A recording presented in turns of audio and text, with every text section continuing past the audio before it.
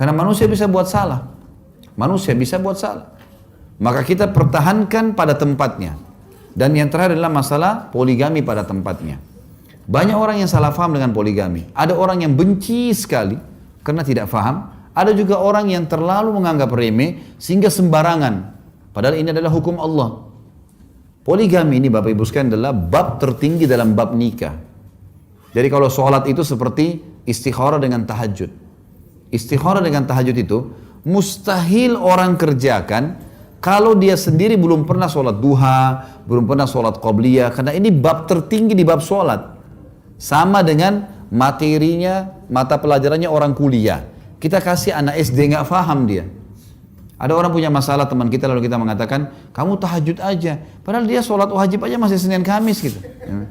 Susah, nggak mungkin gitu kan. Atau dia masih belum pernah sholat sunnah yang lain, tidak mungkin dikerjain. Nah dalam masalah nikah juga begitu. Poligami itu bab tertinggi.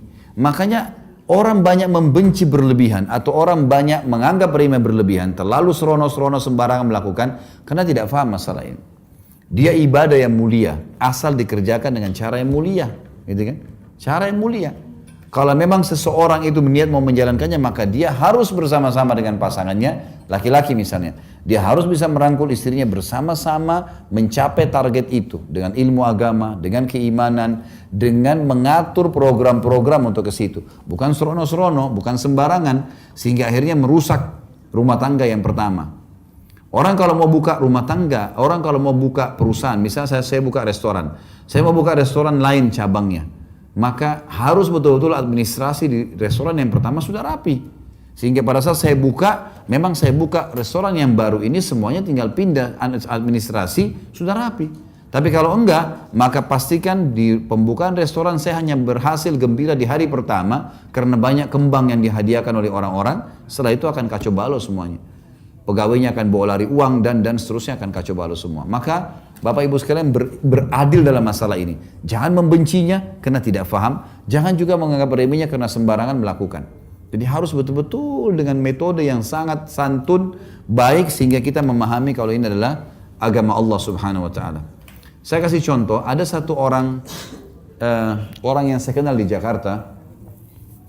Dia menikah kurang lebih 15 tahun. Nggak punya anak. 15 tahun nggak punya anak. Ini kisah nyata. Kemudian diteliti ke dokter, ternyata istrinya punya masalah. Jadi selain mandul, memang si istri ini punya penyakit, saya lupa jenis penyakit apa pada satu disebutkan.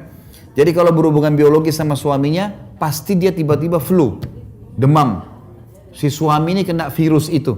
Pasti habis berhubungan, pasti flu. Dia sampein ke orang tuanya, ibunya nggak percaya, ayahnya nggak percaya. Sampai dia pernah selesai berhubungan sama pasangannya, lalu dia datang, lalu dia mengatakan, ini lihat hasilnya. Memang seperti orang yang sakit flu berat dan ini. Jadi dokter memang betul-betul seperti itu. Baik, apa solusinya? Mandul nggak bisa punya anak. Kemudian juga, kalau berhubungan ada masalah nih. Mau diceraikan istrinya, 15 tahun bersama-sama. Gimana caranya menceraikan ini? Nggak mungkin gitu. Dia juga berat. Tapi kalau dia juga tetap pertahankan rumah tangga, dia nggak bisa punya anak. Maka ini salah satu pintu kalau orang mau poligami. Karena memang ada hal di sini solusi diberikan dalam agama. Sama cerai solusi, sama juga poligami itu solusi, gitu kan?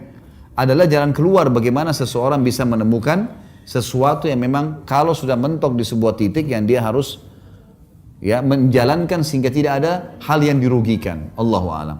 Jadi teman-teman sekalian kurang lebih 20 kiat yang saya susun.